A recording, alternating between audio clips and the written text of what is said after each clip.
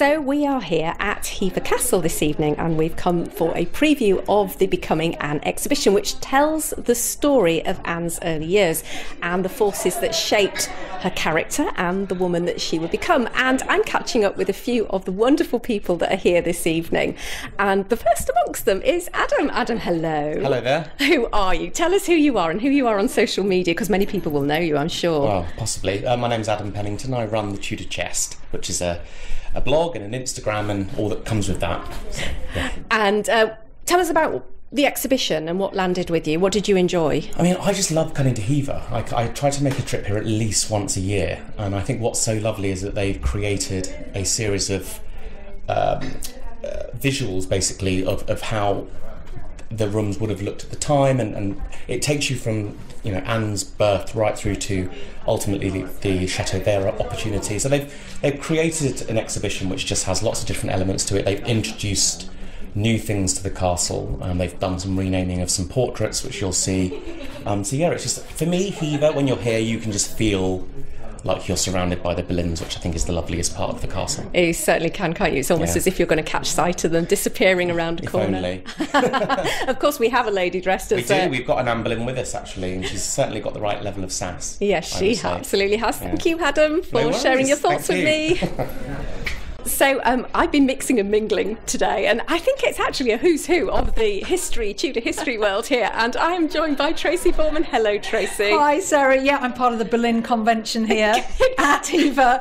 I think we're just among friends, aren't we, today? It's been like Christmas, haven't it? There's been so many people that I've never seen before, or people that I know like yourself, but it's been wonderful to mix and mingle. Yeah. But what do you think about the exhibition? I think it's fabulous because it really gives us a different Anne. It gives us the early Anne, the Anne she was before she became the wife and then the victim of Henry VIII. And that's how she tends to be remembered. And yet there was so much more to her. And I think this opens our eyes to Anne Boleyn as she really was, the kind of woman behind the image. Yeah, because it's so easy, isn't it, to skip over those early years because we don't have so much detail, but they're so important, aren't they? They're so important. You really get a sense of her environment, her family, who were the Boleyns and who were her influences. And yeah, for me, it has completely brought Anne to life. It's wonderful. And I particularly love the fact the exhibition is kind of spaced all around the castle. So it's part of the experience. I've loved it. Oh, well, thank you for stopping to talk to us and sharing your thoughts, and I'll see you around, Tracy. See you soon.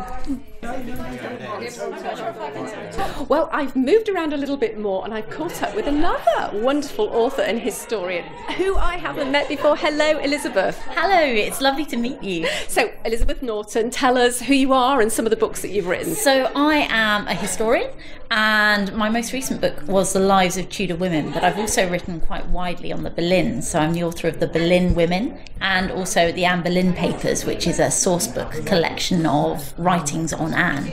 Yes, and I've been fangirling over that book today because it is absolutely one of my favourite books. So, guys, if you haven't read Elizabeth's book, which is an amazing collection of Anne's writings, papers, letters, etc., then you must do so. But we're here to talk about the exhibition. So, what struck you in the exhibition? What did you find most interesting? It was just so interesting. I mean, obviously the setting. You can't get more Anne Boleyn than Hever Castle, and I just loved the way it tells the story of her life, you know, from her family background all the way through, and it takes you through the castle as you go. So it's a different way of looking at Hever. So if you've been to Hever before, definitely come back because it will get you thinking about the spaces in a different way as we go through Anne's life. Well, thank you very much. I really appreciate you stopping to talk to us and share your thoughts. Oh, you're welcome. It's been a real pleasure. I'll see you around. Thank you, and you. Oh, well, you might be able to hear, ladies and gentlemen, the hubbub of socialising in the background here as everybody mixes and mingles, and I found my way to my dear friend James Peacock. Hello, James. Lovely to see you again, Sarah. So, James, of course, you are the mastermind behind the Anne Boleyn Society. I am, yeah. No, it's it's an absolute pleasure to be here and to be with you again, recording again, like deja vu, isn't it? I know. You'll always find me me with some kind of recording equipment in my hand. Anyway, can't pass up these important moments. No, absolutely. But anyway, we have just wandered around the castle, haven't we? And we've been drinking in the exhibition. So what did you enjoy about the exhibition? What strikes you? Do you know what? My favourite is the fact that it's all set up around Anne's early life before she became queen. We all know Anne's story about when she meets Henry, how it changes England, the tragic downfall and unjust downfall, and but to understand Anne as the woman she became, and nothing really gets. There's not much attention given to her life pre-Henry. When she's at the court of France, or where she came from, basically what made her the woman she is.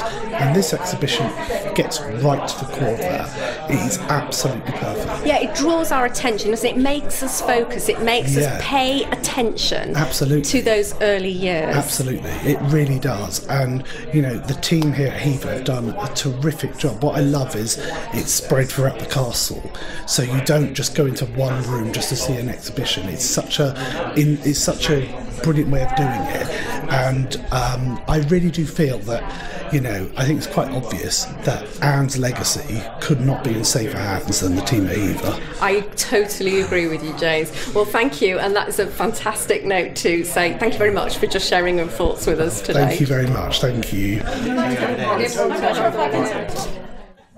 Well, I've just done a little bit more mingling, and I've met for the first time the lovely Alfred Hawkins. Alfred, hello. Hello, it's nice to meet you. Yeah, lovely to meet you too. Now, tell us where you're from and what you do. I am the assistant curator of historic buildings for the Tower of London, so it's my job to look after the old fortress. Well, there'll be a lot of people very envious of that job, I can tell you that. Well, thanks for just stopping and chatting to us. Can you tell us kind of what struck you about the exhibition, maybe what you enjoyed most about it? I quite like the fresh take on Anne before she becomes Queen Consort. It's because a lot of our narrative about the Tudors and the Six Wives is seen through Henry and their legacy after either being divorced or beheaded or not. So having a kind of a glimpse into the life of Anne before she gets to court is absolutely fabulous, and it's not really something that you see elsewhere.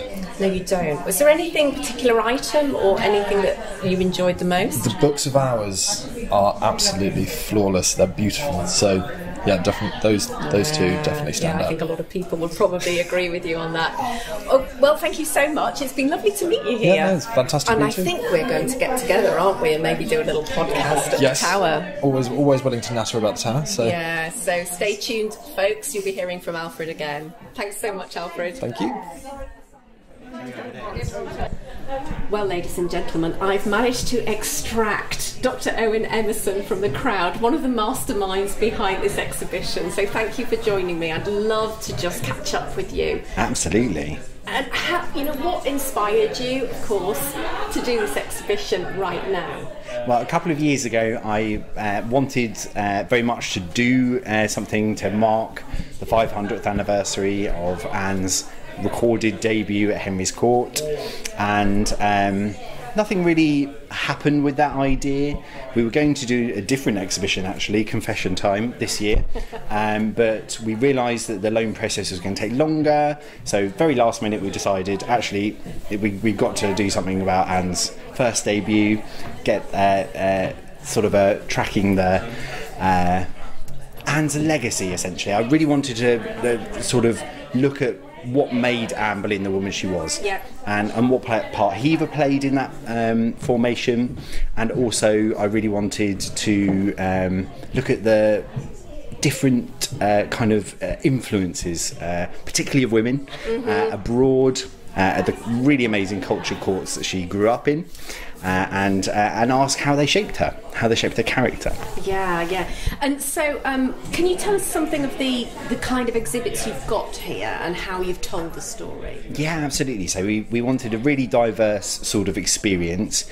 So there's a narrative that threads through the castle, which starts with the family origins and ends at the Chateau Vert. And we've got all sorts of different things. We've got gown reconstructions from our portraits of Anne. We've got miniature portraits that haven't been on display before. We've got reproductions of key letters and portraits, and we've also got some audio things to experience. So, for example, Anne narrating her first letter that we have back to Thomas Boleyn from Mechlin. So yes, we wanted different kind of textures, essentially. So yes. And you've got an amazing array of portraits and miniatures. I mean, some really beautiful art, yes, including also some reconstructions which show how the rooms would have looked, and you've got the figures of Anne in those rooms. Tell us about those and how you went about, who's done them and how did you commission them? And so I did those, and I had a sneaking suspicion you might have. That's amazing. So in researching my previous book with Claire Ridgway, The Boleyns of Hever Castle, we found out a huge amount about how these spaces functioned and the dimensions of the chambers, which are largely intact. And so yes, this was a sort of secondary effort at looking at how they would have looked in the 1520s. So the Boleyns are obviously a very wealthy family. They have well over 20 manors at this point. And so yes, we wanted to really reimagine these spaces that these people lived in, and present them to our visitors. Well, I'm glad you mentioned your book, The Boleyns of Hever. I think it's worthwhile giving that a plug because it's a fantastic description. If people want to know about Hever, the social history, the physical history of the building, it's a great book. Thank you. But you've also got a book accompanying this exhibition, haven't you? We have, yeah. Kate and I, Kate McCaffrey and I, she's my co-assistant curator here at Hever, have written an accompanying book, which is sort of a standalone book. It's available exclusively through Hever Castle's shop, and it's also available on the online shop. And it was a huge pleasure to write it with Kate. She's an amazing star. Great. So if you do want a copy of that book, then people need to either just come in person or jump online and order it, and they can get that. That's right, yeah, absolutely. That's wonderful. Well, congratulations on the exhibition. I'm sure people are going to love it. Thank you so much. My pleasure.